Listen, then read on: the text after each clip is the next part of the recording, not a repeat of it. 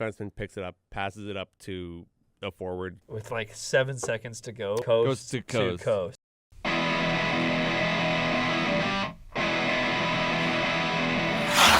You can't camembert.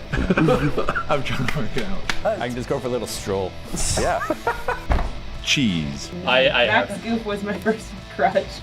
He's a dog. Let's get back. Are we having fun though? Yeah. Living the dream with the boys at Chucky Slick.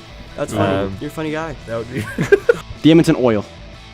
Dude, I touched my eye again! It hurts! Honolulu. You guys are so loud for people who are agreeing with each other. Yeah. God, I do hate the player. I'll break away, I'll break away, I'll break away, I'll break away. You can't stop me now. Try and stop me how? Try to break up my old bed with everything that I've got.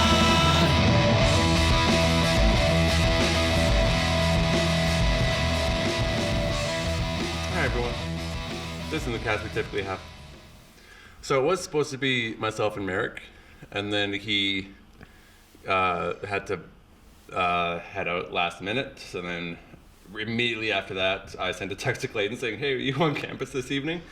Thankfully, he said he was. So now we have Clayton from Armchair Athletes here. Check them out on Spotify, Apple Podcasts, I believe is the two. Yep. And then we have producer Aiden and Clayton to my right, screen Sup? left. Yeah, this is going to be a kind of a bit of a jumbled show because this wasn't really who I was planning on talking about this with. A different kind of show. Yeah. But in any event, we are going to talk about the Flames, obviously, the Flyers firing John Tortorella, the Oilers with their recent goaltending situation, and the Hitmen as they gear up for playoffs. First, gents, how are we doing? Doing pretty good. Thanks for having me on the show today, Alex. It is always a pleasure to have you on, Clayton. I'm doing okay. I'm an Oilers fan, so I was watching the game last night, and my hopes got stretched pretty thin at the end of that game there. But it was a good game to watch. I'll admit that. Starting as we typically do with the Flames, over the past week they've had 3 games and they've gone 3-0 across that, beating the Devils a week ago today, beating the Islanders in overtime in New York, and then coming home on Tuesday to beat the Kraken, also 4-3 in overtime, with Kadri scoring that OT winner as well. The reason that Phil and Casey aren't here is because I believe they are both at the Stars game tonight. With, I believe, Wolf and Ottinger starting. And I know I'm going to be mad after this game, because I'm not sure how much of our episodes you catch, Clayton, but I've been fairly anti the Flames making the playoffs. Okay. Just because I'm tired of them being mid. And this is going to be another case where, in my opinion, they're going to get stomped.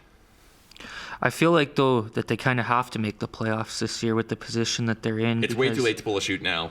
Well, and that's just it, is that first-round pick that they traded to the Montreal Canadiens. In Monahan trade. Yeah, it is top 10 protected. So if they weren't to make the playoffs, they'd have to finish bottom 10. Yeah.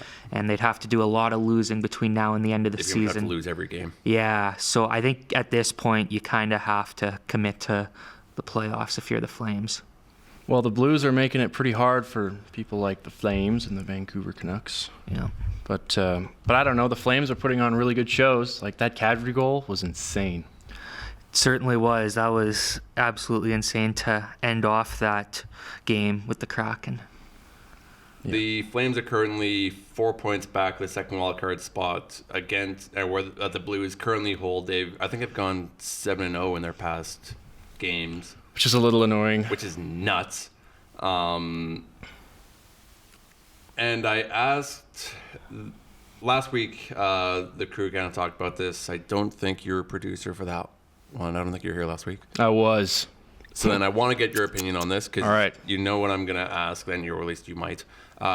You probably don't. I'm curious where you think we played Where's the Line, where we said who is definitely out of the playoff and who's definitely in. Okay. Where would you draw the line in the Eastern Conference, if you want to check out my standings, or if you want to pull them up on your laptop there? I believe we drew the line right between Utah and the Ducks for teams that still have a chance of making it. I actually did something similar on the Armchair Athletes yesterday. Whoa, no way. Yeah, except I was calling it, I don't know if you guys have watched the NHRA before, but there used to be a color commentator there, Mike Dunn. It was called the do or done line. So I was doing that yesterday on the Armchair Athletes, putting the do or done line in the NHL standings. I believe I had it above Boston in the East and above Utah in the West. You had it above Utah in the West. Yeah, I believe they're 8 points out yesterday. Yeah, they're 8 points out. I think you'd have to make up a lot of ground to catch St. Louis. I think it would take a real collapse from the Wild to miss the playoffs. As for the Blues, they've been hot lately, 7 straight. I don't think Utah's going to catch them. Utah does have 2 games in hand on St. Louis. Yeah, but they're Utah. They're not that great. And this is where it kind of gets to the point of not only do you have to pass St. Louis, but you also have to have Vancouver and Calgary perform the way that you want them to in order for Utah to get into the playoffs. Yeah. Like, it's more than just St. Louis losing. It's St. Louis, Vancouver, and Calgary all losing as well. It's way tighter in the East. I mean, like the lowest team is at 64, and that's Buffalo. Poor Buffalo. Yeah, and we'll get into a bit of the East in a couple minutes here with the Flyers kind of questionable-ish firing of their coach earlier today. And where's your line for teams that don't have to worry? Like, they're not necessarily clinched, but they don't have to worry about falling out. I would say the Devils I think you'd have to probably go by division for that one. In the Metro, probably underneath the Devils. And in the Atlantic, I'd say underneath Tampa. I would say Ottawa's making ground on that line. Mm-hmm. But I'd have it right now underneath Tampa. Aiden, I don't know what your thoughts are. That's where I put the line, and everyone else yelled at me for it. I don't know. In the Western Conference, I think, like, just looking at the wild card, it's above St. Louis. Like, Minnesota, I think, is making it, and everybody else should be pretty comfortable in their positions there. But, you know, even though St. Louis is really hot, it's hard to say. Like Vancouver, they've been itching hard, right? So we'll see. Yeah, it's a tough call to make. Yeah, that's part of the fun about this is it could all just be like a couple teams could just implode and then turn everything upside down. Mm-hmm. So you want to move on to Philadelphia? Not yet. Let's go to Edmonton first. I don't want to say they could be boned. Because boned in what way? Well, they're definitely making the playoffs. I'm not concerned about them missing. But it's not. Would you say they're basically locked in a third division spot? Would you say it's going to be a 2-3 matchup between? Unless LA gets like 5 of their top guys injured and lose like 5 games, mm-hmm. which I don't think is going to happen. Probably not. I am going to agree. I think they're in there. They're going to be third. Because the Oilers called up Rodrigue from the Condors. I think that happened earlier today. Because Stuart Skinner, I keep wanting to say Jeff. Stuart mm-hmm. Skinner took a bit of a wild kind of thigh knee to the head from Mikko Rantanen in the Stars game last night. Yeah, last night. Maybe this is my kind of anti-Oilers bias. I didn't see a huge amount of intent from Rantanen on that. Have you seen? I've rewatched it. Yeah, I don't think it's, any diehard Oilers fan, which I should be, it would argue that that there was intent. But I'm trying to remain biased. I'm trying to remain unbiased here, and I have to say, like, stuff happens, like especially that kind of stuff when people are going towards the net. But I know that Corey Perry wanted to fight someone after that. Yeah. Did you see that article? Yeah, he did say that he saw it a little late, mm-hmm. and that's why he didn't pretty much jump Rantanen there. He did cut the corner a little tight. Mm-hmm. Clayton, what did you see on that one? Yeah, I have to agree with Aiden's assessment there. I think, and your assessment as well. Like, I don't think there was a ton of intent on that play either. And Rantanen, he's already hurt, right? So, like, the refs, I know that they say that this league doesn't protect superstars, but like if someone went after Rantanen after that, they're probably going to be put in the box for like 10 minutes or something, you know? Yeah. Hard to say. I mean, if you cross-check him in the face, that'll earn you 5 games. But if you just throw your gloves off and beat him, that'll just earn you 5 minutes. Yeah. What a weird sport we follow. Yes. So I'm not worried about Edmonton kind of falling out of the playoffs at all. I'm just more curious if you're Chris Knobloch or if you're Stan Bowman. Because I think Skinner's out a week is what I was kind of hearing. Unless I had just seen something about it'd be 1 game at least. Yeah, so he didn't travel with the team to Seattle. Do you just run the Pickard-Rodrigue pairing and then just get Skinner rest until game 80? I think so. I say that kind of overblowing it. Obviously, they don't rest him for 9 straight games, but he is more or less one of the bigger meal tickets that the Oilers have.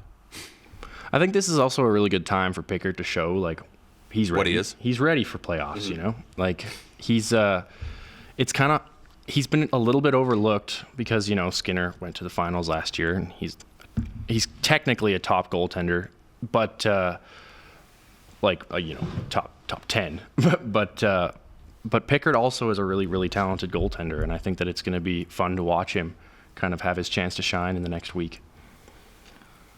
I say, I know you said it's a big opportunity for Pickard. I think it's also a big opportunity for Rodrigue here as well. You think? Yeah, he's never played a game in the NHL yet in the regular season. Really? Yeah, had great numbers the last in 23 and 24 for the Bakersfield Condors. Has struggled a little bit here with an 8.99 this season, but I think it's a big opportunity for him here as well to potentially prove himself at the NHL stage. So I'm interested to see how he looks if he gets a game or two in this next stretch when Skinner's injured. Why did I think he got a couple games already? Are the Condors still playing Campbell these days? No, Campbell went to Detroit. Oh, yeah, he's in the HLPA Player Assistance Program last I heard. Poor Campbell.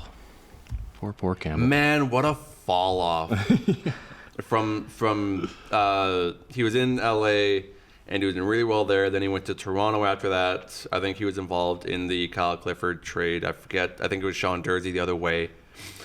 Does really well in Toronto. I think he set some sort of like most wins to start a season. I think it was like 11-0. Sorry, my guy. And then he goes to Edmonton, and for some reason the wheels fall off. He gets sent down to Bakersfield. Then he goes to Detroit, and now he's in the HLPA Player Assistance Program.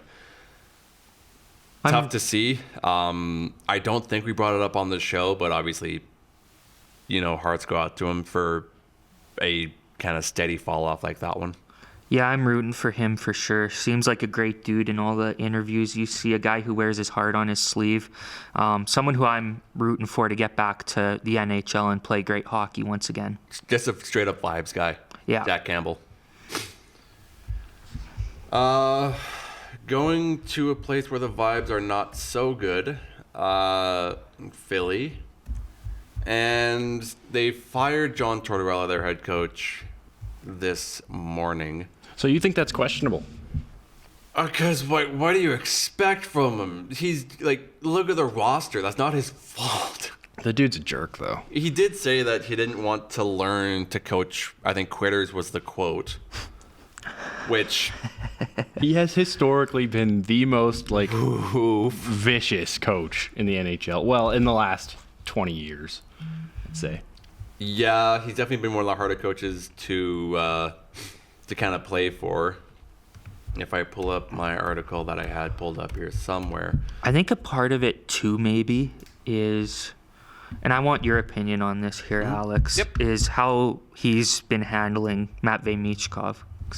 Seems like almost every second or third game, Michkov's getting sat for not back checking. But I've always said that you rarely do see young players in the NHL, they're defensively responsible. Yep. And the kid's offensive talent is, I think he's insane. I think he's got franchise player potential for the Flyers.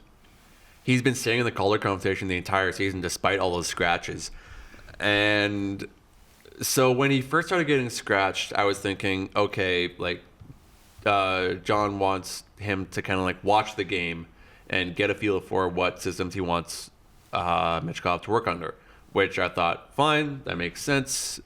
He can't just work the offense zone, he has to get back to the defensive zone as well. That makes sense to me. And then they traded for Andrei Kuzmenko because I think they played together in the K, and Kuzmenko's English is what I'm hearing is better than Michkov, so he can operate as somewhat of a translator for him. Also doesn't hurt, to have someone who speaks the same language as you on your team and most likely on your line. And then they traded him to LA. And then I kind of went, what? So I have a hypothesis. What's your hypothesis about Aleko? Kuzmenko? I think he's made his money here in the NHL this year, and he's going to go back next year to the K and be a superstar. He's made his money. How much is he getting paid? It's ridiculous. I think It's like it's around 6 or 7, I think. I was typed in cap friendly. I want to say it's around 6. But I think he's going back to the K where he can really, really show. But that's just Aiden Oleko's hypothesis over here. 5'5". Yeah, 5'5". Like that buys you some pretty things in Russia. He's gonna be 29. His contract expires at the end of this year. He's gonna be 29. I could see it. I could definitely see that. I could see it either way. I could see him staying. I could see him going. Yeah, I mean, he gets tossed around though, right? Like he's only recently though, because he's been traded. He was involved in the Lindholm trade from Calgary to Vancouver. Then he went to Philly this season, and then he went to LA. So up until this season, he's only played for 2 teams. Yeah. But he's also only been in the league like for a few seasons too. Yeah, this is his 3rd season. I think so, yeah. Yeah, because he played 81 games in 22-23, quick math, 72 games last year, and he's got in for 54 games so far this season. Well, I think it's safe to say we're all interested in where that kid's future is going. But going back to the Flyers for a second. Saying kid as if he's not 29. Go ahead. Do you think the Flyers are missing Frost and Farabee right now? It didn't work with them in Philly, which is why I've been long saying that both teams won the trade, is because Kuzmenko and Pelche, they didn't work here, and Farabee and Frost, they didn't work there. So you traded 2 players that needed a change in scenery, and I got it. I understood it. I think both teams won the trade, and my thoughts haven't changed on that. And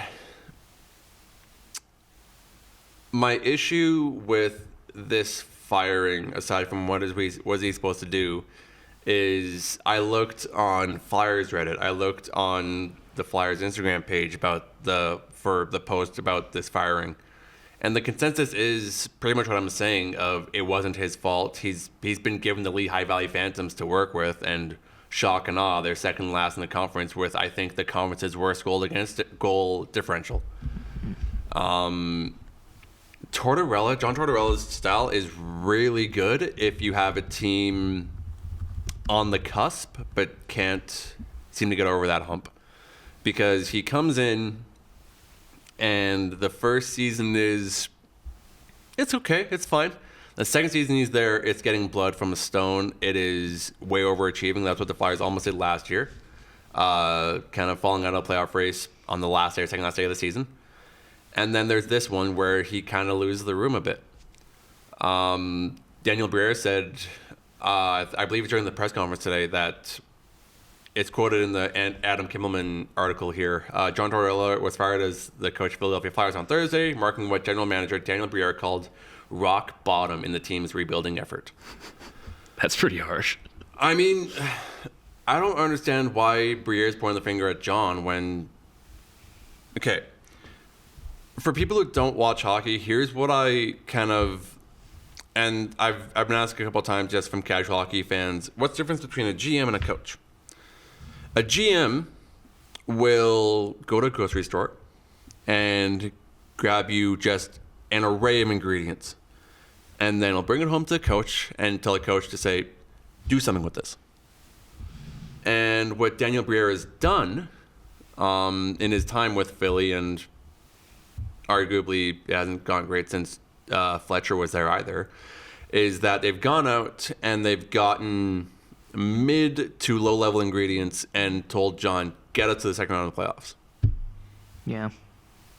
And with the ingredients that's being brought in, that can't happen. So I'm not sure why Briere is calling this rock bottom when he got in Kuzmenko and then immediately traded him. I'm currently forgetting what the return was on that. Give me 20 seconds. You want to say something, I feel like. Because Vegas me kind of want to jump in for a couple seconds here. Or at least you looked like you wanted to. I was just going to say, I completely agreed with your assessment that I think that their expectations were too high for Tortorella. I almost felt like when they hired him, I thought it was a hiring, and I think there's a couple of these as well in the NHL right now. I'd say Lindy Ruff in Buffalo, hired to be fired. Lindy Ruffalo. Yes. I think you got a coach that comes in and they demand that he takes, as you said, a bunch of low-level ingredients to the second round of the playoffs, and that's just not going to happen. At the same time, I do understand the firing a little bit, just because I said, do you think that he's proven that he's the guy that once this team is good enough, could he take them to the playoffs? Nope.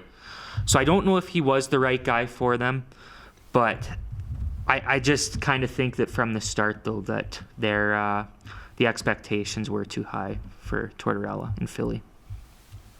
Plus, his coaching style has just kind of left the game. Like, he's like the last of the harsh coaches. Like, I don't think that the league is really looking for more hard-ass coaches like that, you know? Yeah, I certainly agree with that there, and I do wonder if Torts is going to be hired elsewhere now after this firing. Probably.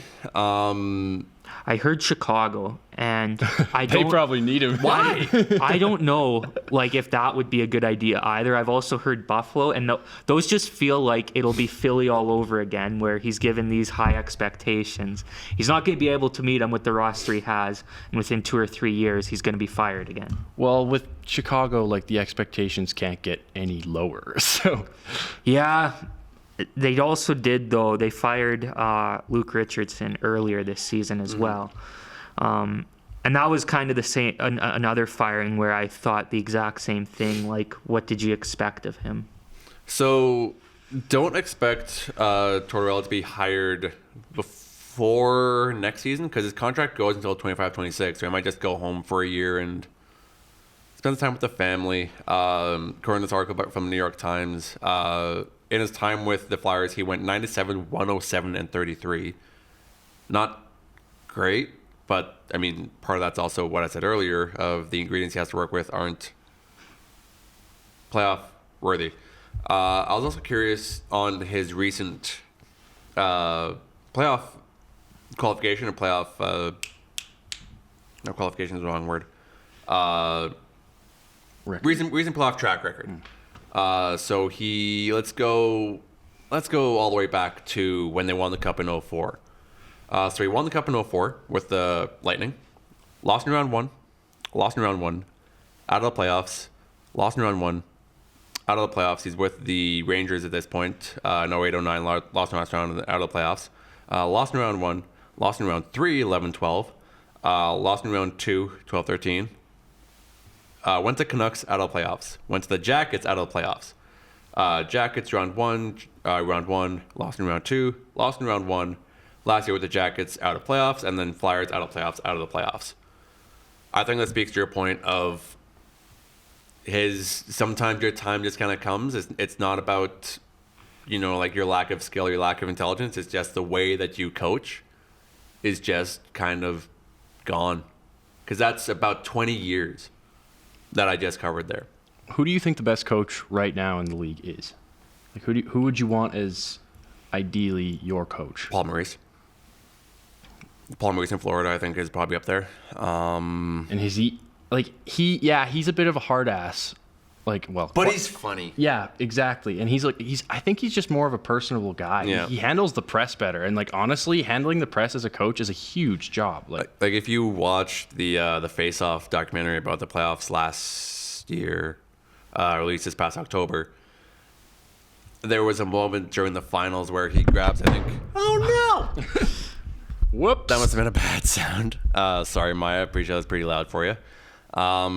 Or he grabbed, I think it was Bob's blocker glove and stick, and he dropped down on his knees and said, "I'm too old for this." Yeah. Just all the Paul Maurice stuff in the documentary has made me kind of smile there. Mm-hmm.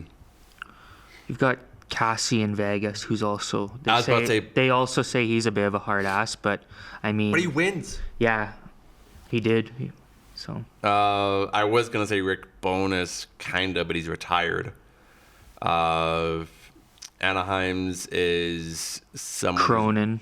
Greg Cronin, who is not great. No. Judging by Ducks fan, judging by Ducks players, he's probably one of the worst coaches to play for. I can't really think of any other coaches. Maybe Jared Bednar, but John Cooper. Yeah, Tampa. Yeah.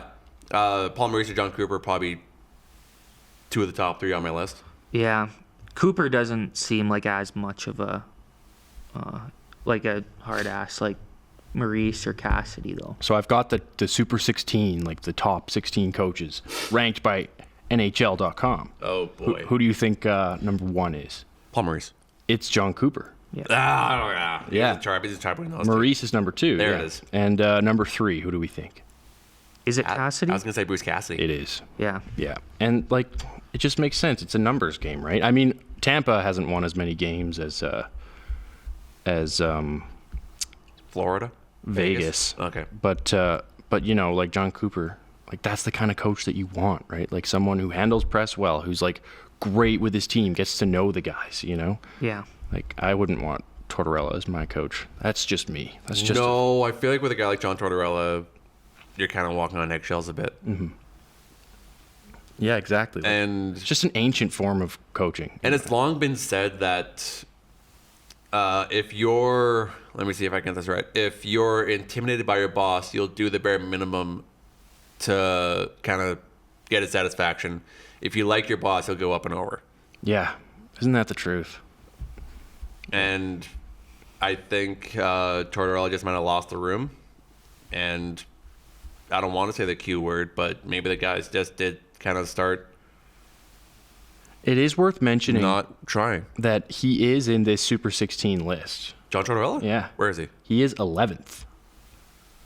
11th on the list. It's probably just because of he's not a bad coach. He gets results. He's really good at getting blood from a stone. Mm-hmm. I said earlier. But that's just kind of the league, or at least the coaching style, just kind of passing by. Rod Brindamore is probably among the top 5 there, now that I think about it.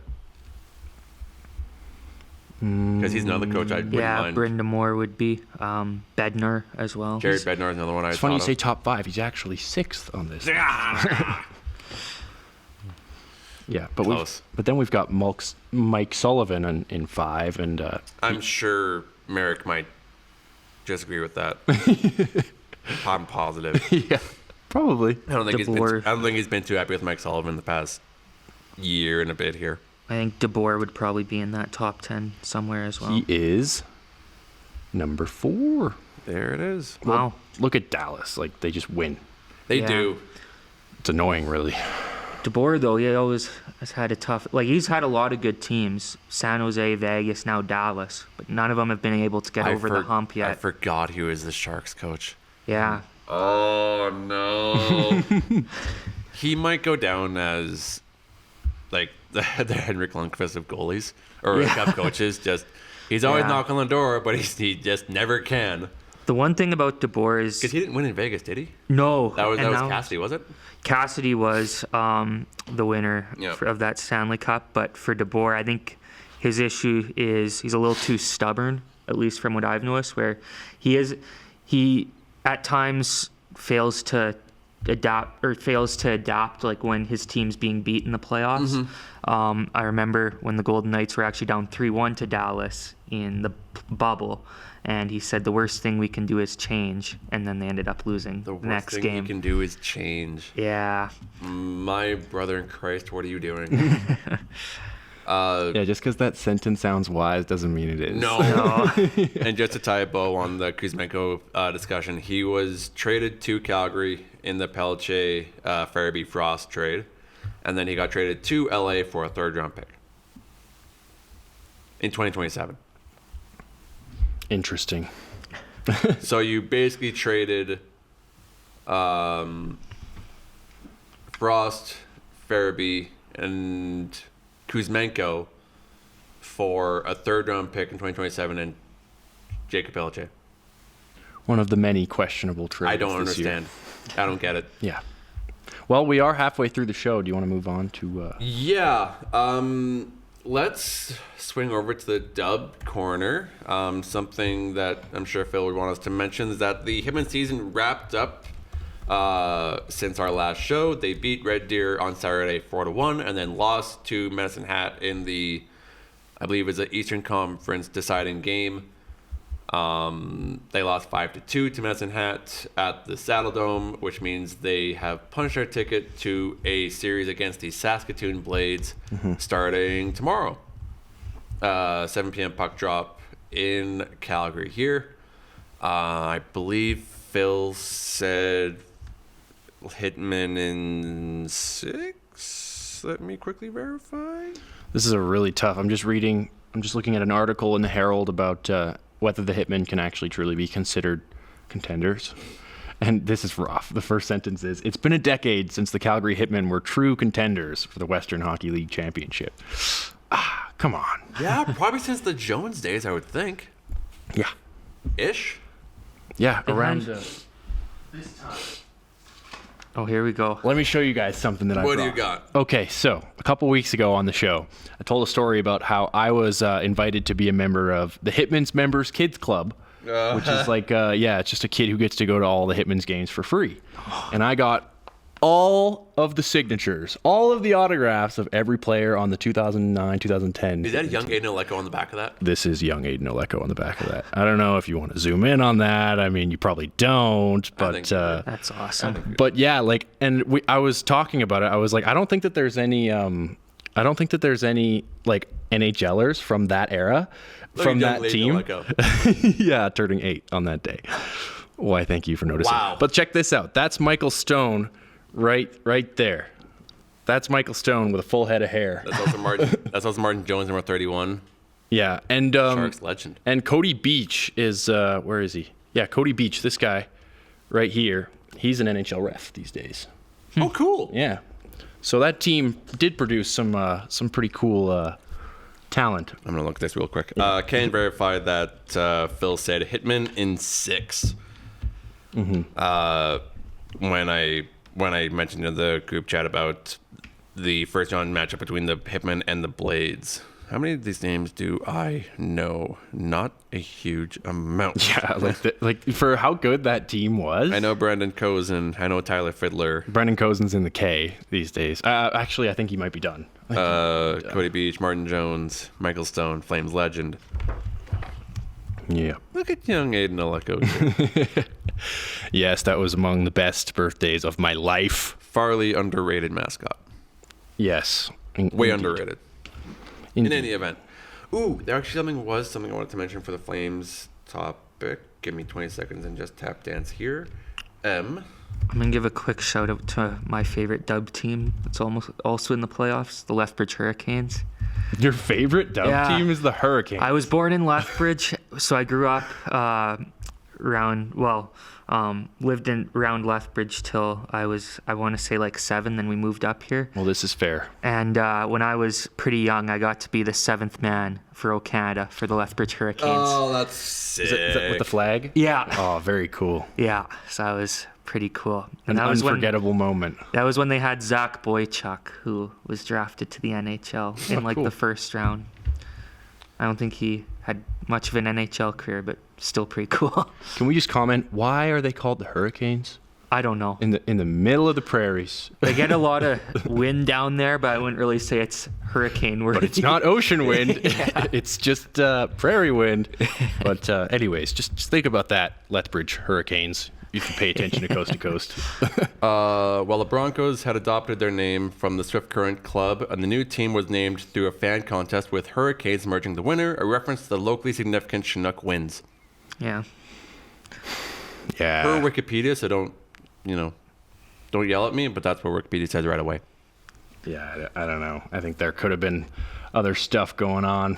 Like maybe the Gophers, Lethbridge Gophers. They could have gone like minor league baseball with it, just because something way off the board. Yeah. Like for just a little peek at the Mount Royal broadcast curriculum here. In the summer third year, and now going to be assuming the summer second year, but summer third year, you have to do an internship, like somewhere like broadcast media, something or other.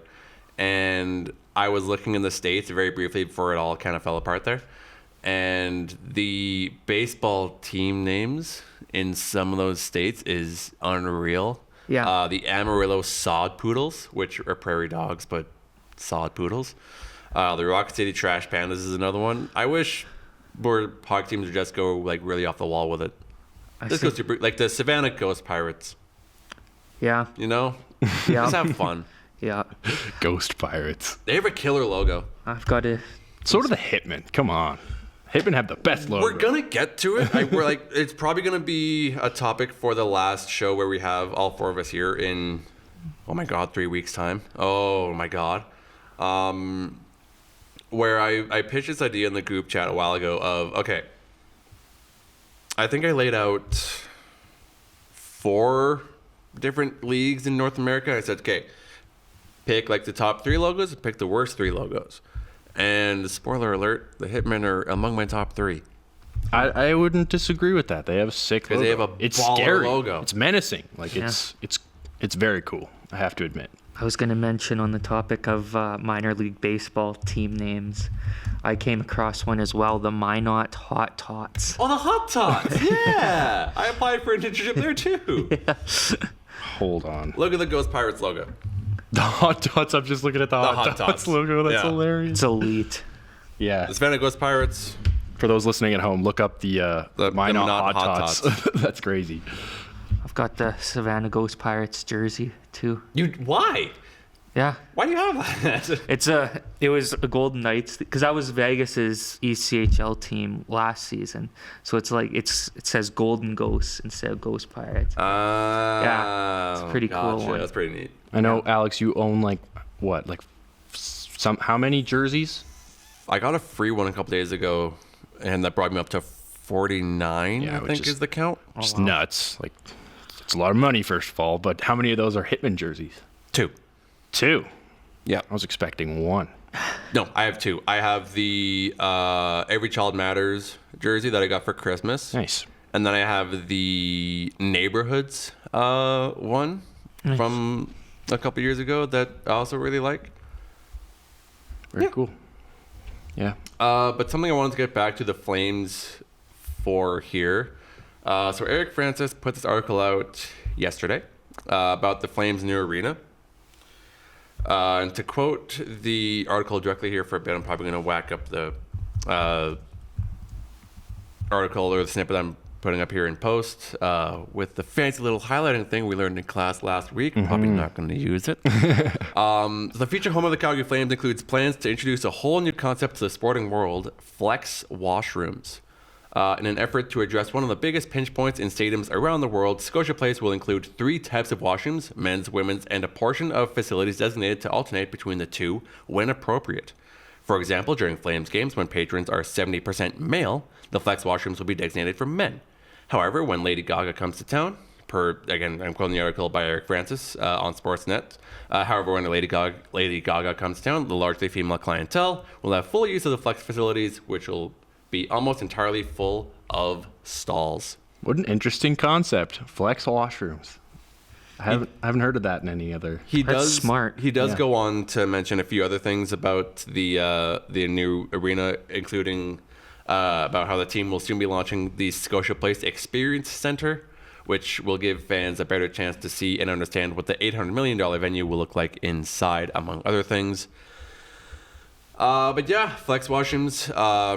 I brought it up on a show a few weeks ago now, where the last article was put out about kind of blueprints. I think it was on Flames Nation by Ryan Pike, where he mentioned that like the pinch points at the far end of either arena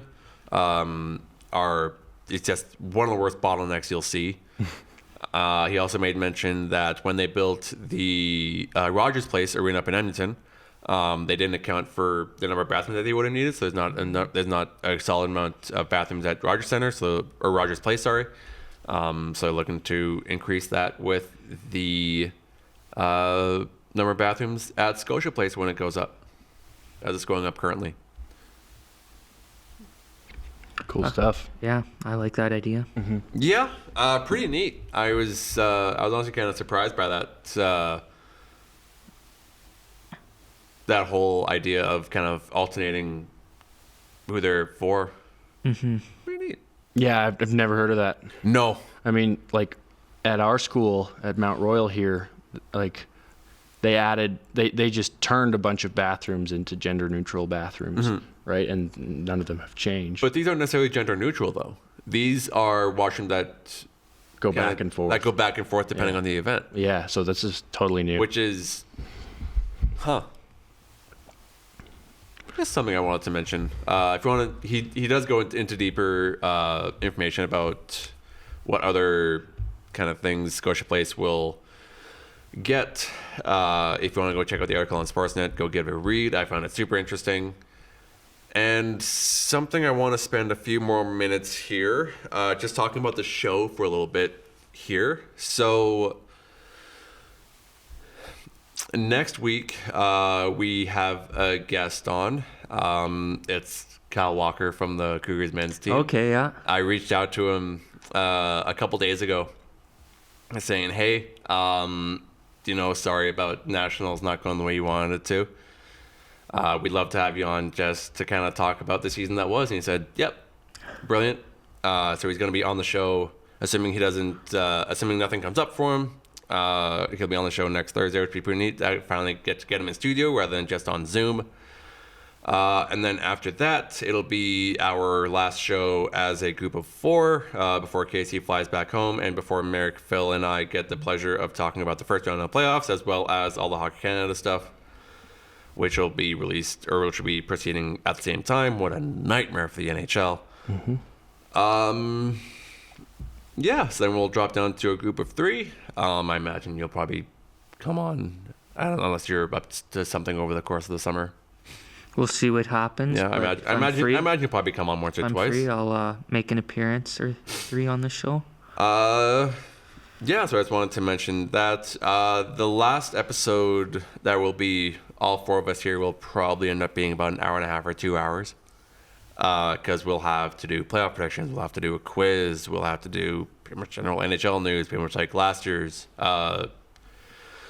last full crew show that we had.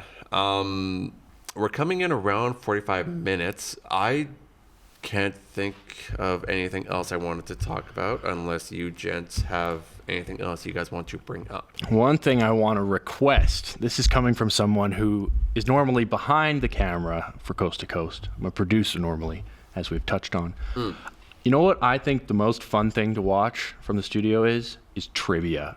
Every time you guys do games of trivia, I'm just like, I'm in the studio going, oh, I know that one. I don't know that. Do you play along? Yes. Are you kidding me? Sheet of paper. This is something that we need to see more of on Coast to Coast. So games. The way we've been doing that is, so we've experimented. If you've watched, you know what's kind of insane? Our video game episodes do orders of magnitude better than our regular episodes. Yes, and I've heard of this. I've seen this. We've done 2 video game episodes this season. They've hit 48 and 51 views last I checked. The recent episodes from the past couple weeks here, I've only hit like 9 or 10. So that's kind of people nuts. See the Mario Party in the people video. See the Mario Party in the thumbnail and they think, I gotta watch that. Yeah. So we might be in for a bit of a format altering after we wrap up this season and into next season, that might be a thing where it's like one show a month is we play a game and talk about hockey for a bit.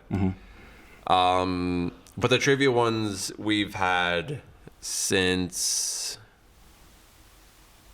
I think it was the back half of our first season. I think it was back half of last year. And the problem with kind of having more trivia episodes is every person gets a chance to be the quiz master.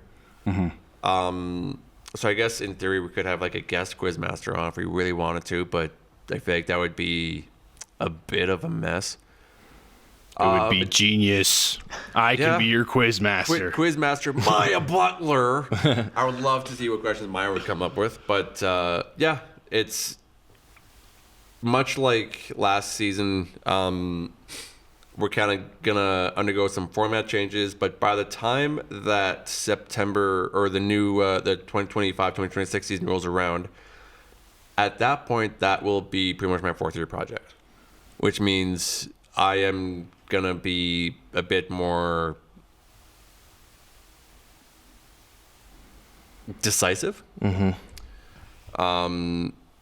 Yeah, and honestly, I was thinking about, honestly, in David's class today, I was thinking about doing a kind of like, because the fourth year project doesn't necessarily have to be, you can probably speak to this, it doesn't have to be like a massive thing. It's pretty much just like one video production. It's whatever you want. Yeah. So I was honestly thinking of giving Phil, Merrick, Casey, and myself, the reins to do whatever they wanted. If they wanted to do something like a spin-off of this, they absolutely could. Like I was gonna reach out to people at the Dome, or at least I was thinking about reaching out to people at the Dome, just doing like a history thing on the Dome and just doing that as a side kind of video for this. Because this podcast is likely going to continue after we all kind of graduate from Mount Royal. It'll probably be on Zoom, but you kind of get what you get there. But yeah, so if you wanted to do something very hockey related, and we could put it on the Coast to Coast channel.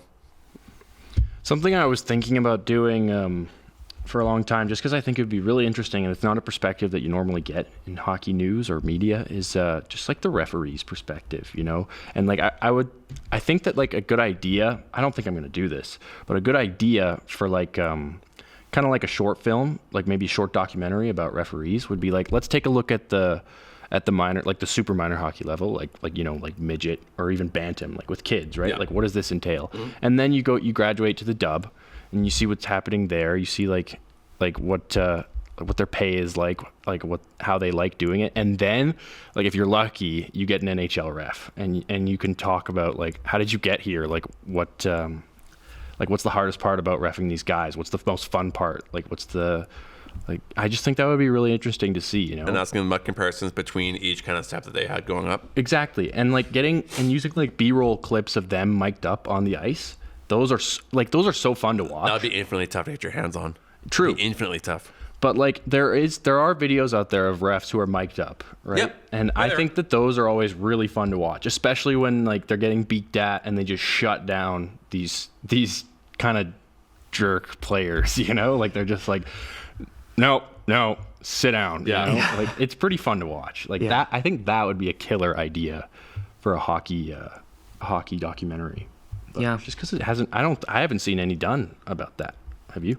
No. I think I've seen something about like Kerry Fraser, who's one of the most famous Yep. NHL refs. Yep. I think TSN did something with him. I think he had another. But he was the that's another definitely. donut. There hasn't been like a lot put out, definitely. So I think that would be a very interesting idea. But again, like you said, like it's hard, right? Because you're dealing with entirely personnel. It's getting people to agree to come on aboard with your project. But I just think it would be a fantastic thing to pursue. Ironically enough that you bring up refs, I did remember one topic that I did want to bring up before we kind of close out for the show today. We almost had a goalie fight. Yeah, why did they not let that happen? It's ridiculous. So in the Bruins and Kings game a few days ago, where the Kings were blowing out the Bruins. Yeah, I Like- mean, if I was Swayman, I'd want to fight someone I too. mean, like the Bruins also got pumped by the Ducks too. Yeah. What a bad team to kind of be a part of at this point. But anyway, so there's a bit of a brawl going on, and then Swayman and Jeremy Swayman of the Bruins and Darcy Kemper of the Kings very obviously wanted to have the first goalie fight since I think it was Smith and Talbot. Yeah. In 2020. 2020. What is the? It wasn't 2020 because it was the series after the Dallas. It was 2020, I think, because it was in, I want to say, like, because there were people early there for that. February of 2020. I thought there were people there for that though. There was, and it was right before the shutdown. But what is the officiating beef with goalie fights? Like, is it more dangerous? Like, I don't think it's more dangerous. Like, Point for you, I completely misremembered it. It was February 1st for a Battle of Alberta, Mike Smith and Cam Talbot. Fun fact. but what is it? Like, why don't they let that happen when they let other guys pummel each other? I don't know. I don't know. I don't get it. That would have been really fun to look at, but the refs, for whatever reason, wanted to step in and... They were so close, like they met. Like, They were, yeah. I think the NHL should send out a memo to referees saying stop doing this because the amount of publicity that brings to the NHL is insane. When that Smith and Talbot fight happened, it was the talk of the hockey world It was. for like, I mean, because then the shutdown happened right after. It was like the talk of the hockey world for the next 6 months. There was, in the bubble, each team played an exhibition game before the series started to try and get the players back into it. And the Oilers and Flames were playing one another. And people, like, it was an exhibition game. So many people were tuning in because they thought they were going to kill each other after that goalie fight. And that goalie fight's been in pretty much every Battle of Alberta video package before every game since then. Yeah. And it will be going forward. Yeah. Like, goalies have a hard time getting publicity, like, for anything but their saves, right? Like, what would you rather watch at the end of a season? Like, top 10 goalie goals or top 10 goalie fights? You know, like, it's a no-brainer. The problem with, and I'm putting my NHL kind of league rule maker hat on here. The problem with refs just saying, let them go at it, is that for players, they pretty much stop the fight when they take their helmets off. And for goalies, you got to take your helmet off regardless. Yeah. So if for whatever reason in the heat of the moment or excitement or fight or whatever, Kemper, for example, kicks the leg out from Swayman pretty accidentally and Swayman lands on his head, now you got potential, like, I'm not going to say legal problems because that's not necessarily it, but they're mitigating fighting so that they get less class action lawsuits later. I guess. And I guess So another thing is, like, there's only 2 goalies per team, right? And, like, there's ample players to go out and risk themselves in a fight, but you don't have more than that. You don't have more than 2 really solid goaltenders in case they get hurt. That having been said, what are you doing? Get out of the way. I want to see a goalie fight. And I was going to say the counterpoint to that argument, too, is they let Matt Rempe and Ryan Reeves go at it whenever they want to. I think that's true. If you want to talk about dangerous, letting Matt Rempe or Ryan Reeves fight someone's pretty dangerous, and you're at risk of getting hurt. Beat each other. No, yeah, that's fair. Yeah. There could be a documentary in 20 years' time about just those 2, the last of the enforcers. Yeah. You know? There's going to be a killer documentary when that comes out. Yeah. It's going to come out. I don't know when, but it's going to come out. Have you seen Ice Guardians? I have seen Ice Guardians. It's a pretty good one. It is a good one as well. Yeah. I live for that hockey stuff, man. Like, there's another NHL Face-Off Season 2 coming out next season. Yeah. And I'm going to watch that immediately. I really liked Face Off, especially since, the last 2 episodes were about my team. How'd you feel about the last episode?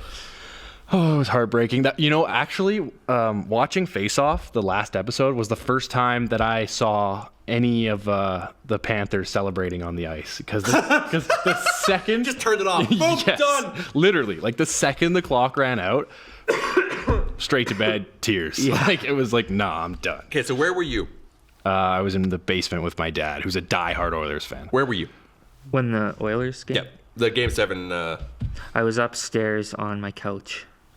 So I was out to quote-unquote dinner with my now wife, Phil Tremblay, and Mackie. Mm-hmm. And we were at the Canadian Brew House in Okotoks.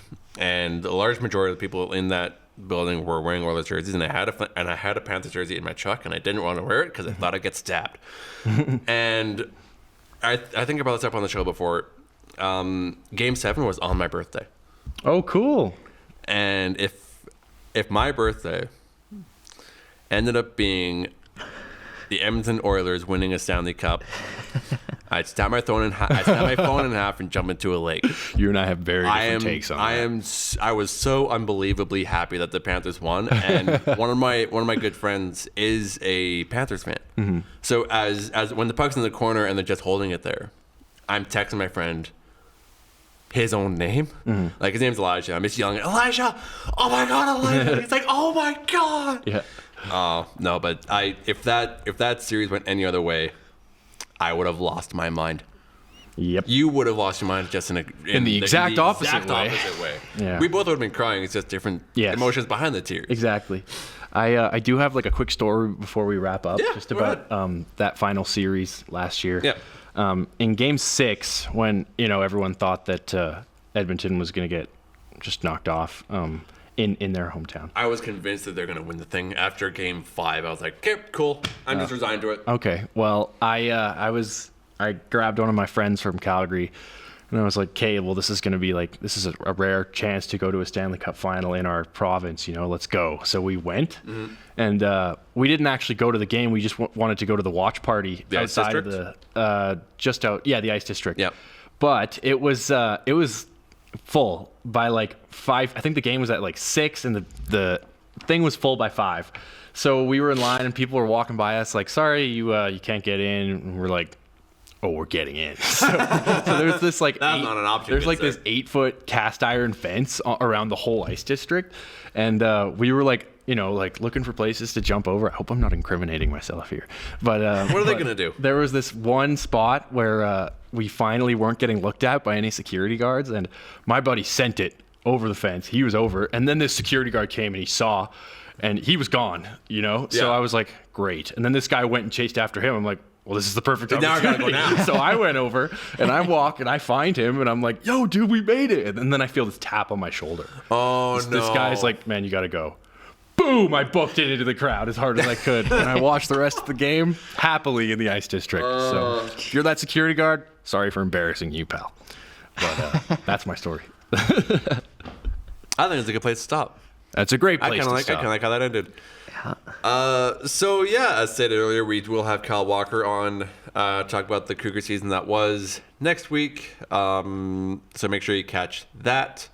I'm Alex Farco with Clayton Yates. Thank you for having me on today, Alex. It was a pleasure. Aiden Aleko. And we will see you guys next Thursday. Hopefully more of my regular crew will be here along with Kyle.